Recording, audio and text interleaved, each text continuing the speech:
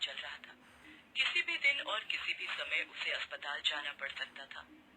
स्नेहलता और उसका पति दिवाकर नन्हे मेहमान के आने का बेसब्री से इंतजार कर रहे थे।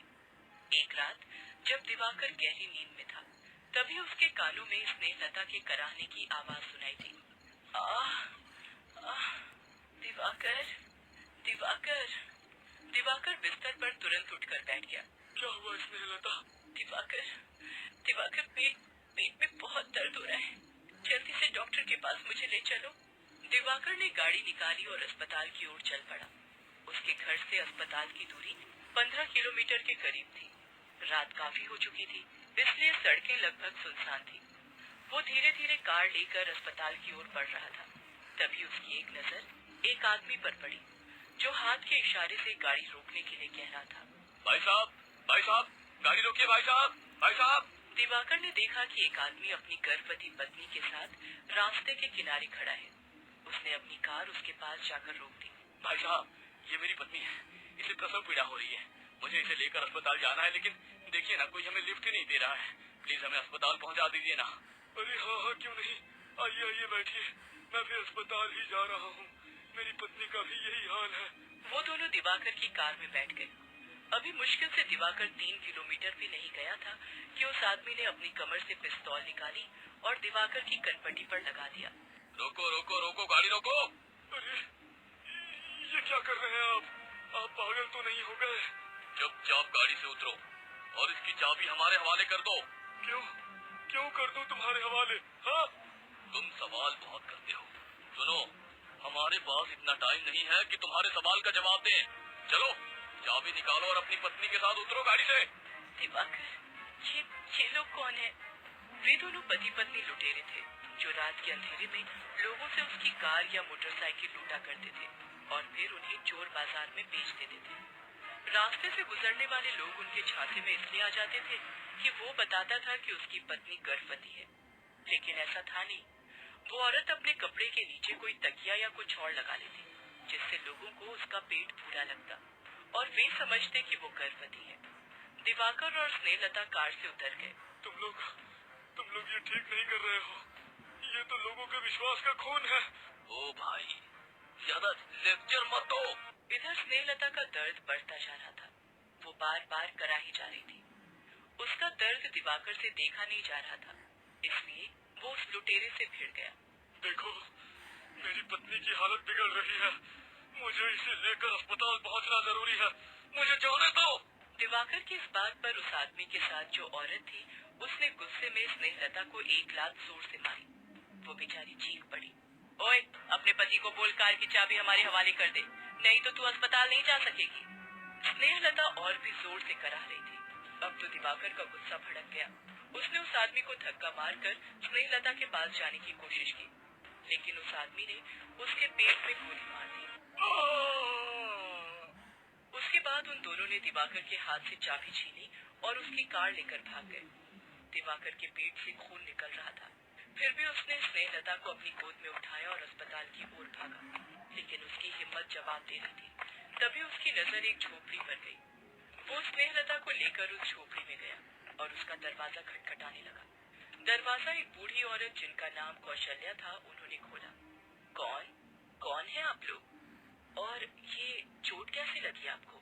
इससे तो बहुत खून निकल रहा है। दिवाकर ने सारी बात कौशल्या को बताई और उसने दम तोड़ दिया। हे भगवान, ये तो मर गया। तभी स्नेहलता फिर से कराहने लगी। दिवाकर। अब उसकी प्रसव पीड़ा बहुत बढ़ गई थी। कौशल्या ने उसे बोला, बेटी सब ठीक होगा, तू फिक्र मत कर। कौशल्या ने अपने पड़ोसियों की मदद से उसे अस्पताल पहुंचाया। अस्पताल में स्नेहलता ने 2 छोटी छोटी बच्चियों को जन्म दिया और अपनी दोनों छोटी बच्चियों को रोता छोड़कर वो भी चल बसी। हे ईश्वर, क्या किस्मत लेकर आपने इन दोनों बच्चियों को भेजा है। इनके माता और पिता दोनों के दोनों अब नहीं है इस दुनिया में। किसके भरोसे ये बच्चियां पलेंगी अब? दोनों बच्चियां बहुत रो रही थी। कौशल्या से उनका रोना नहीं देखा गया और वो उन्हें घर ले आई। 60 साल की कौशल्या का अपना कोई नहीं था। 5 साल पहले उसके पति की मौत हो गई थी। उसकी कोई औलाद भी नहीं थी। वो सब्जियां बेचकर अपना गुजारा करती थी। तुम दोनों आज से मेरी बेटी हो। आज से तुम्हारी सारी जिम्मेदारी मेरी। तुम्हारा नाम दुर्गा और तुम लक्ष्मी। 60 साल की कौशल्या उनका पालन पोषण करने लगी। हालांकि वो थक जाती थी, लेकिन दोनों बच्चियों की पूरी देखभाल करती। धीरे धीरे समय बीतता गया। दोनों बच्चियां अब 10 साल की हो गई थी। वो पढ़ाई भी करती और कौशल्या की मदद भी। एक दिन उन्होंने अपनी झोपड़ी के पीछे एक आम का पेड़ देखा। अम्मा, ये आम का पेड़ किसका है? क्या इस पर आम नहीं आते? ये आम का पेड़ तुम्हारे दादाजी ने लगाया था। जब तक वो जिंदा थे, इसकी खूब देखभाल करते थे। उनके जाने के बाद मैंने भी इसकी देखभाल की, लेकिन इस पर कभी फल नहीं आए। अम्मा, क्यों नहीं आए फल? वो तो पता नहीं। अम्मा, हम लोग इसकी और भी अच्छे से देखभाल करेंगे। कभी न कभी तो इस पर फल आएंगे ही। समय और भी तेज गति से बीतता चला गया। दुर्गा और लक्ष्मी अब 20 साल की हो गई थी। कौशल्या बहुत बूढ़ी हो गई थी। वो ठीक से चल फिर भी नहीं पाती थी। दोनों बहनें ही उनकी देखभाल करती और वही सब्जियों को बाजार में बेचती। सब्जी ले लो, सब्जी, ताजी ताजी सब्जी। घिया ले लो, कद्दू ले लो, मटर ले लो, आलू ले लो।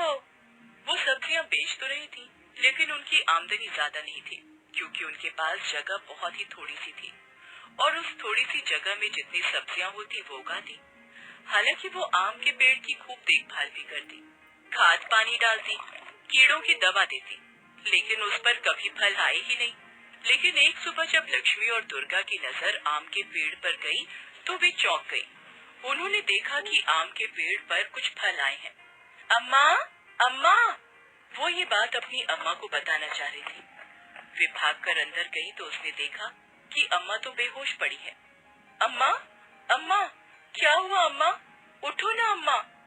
दोनों बहन उनकी हालत देखकर बहुत डर गई। दोनों किसी तरह उन्हें अस्पताल ले गई। देखो, आपकी अम्मा को हार्ट अटैक आया है। इनका ऑपरेशन करना होगा। 3 लाख रुपए खर्च होंगे। 3 लाख? उन्हें समझ नहीं आ रहा था कि इतने पैसों का इंतजाम कहाँ से होगा। इन सब के बीच में वे अपने आम के पेड़ों के फल के बारे में भूल गई थी। दोनों बहनें पैसों के जुगाड़ में लगी थी। तभी एक दिन फिर से उनकी नजर अपने आम के पेड़ पर गई। पूरा पेड़ आम के फल से भर गया था। उन फलों को देखकर उनकी आंखों में चमक आ गई। दुर्गा, क्यों ना हम आम के सारे फलों को बेच दें? इससे जरूर हमें अच्छे खासे पैसे मिल जाएंगे।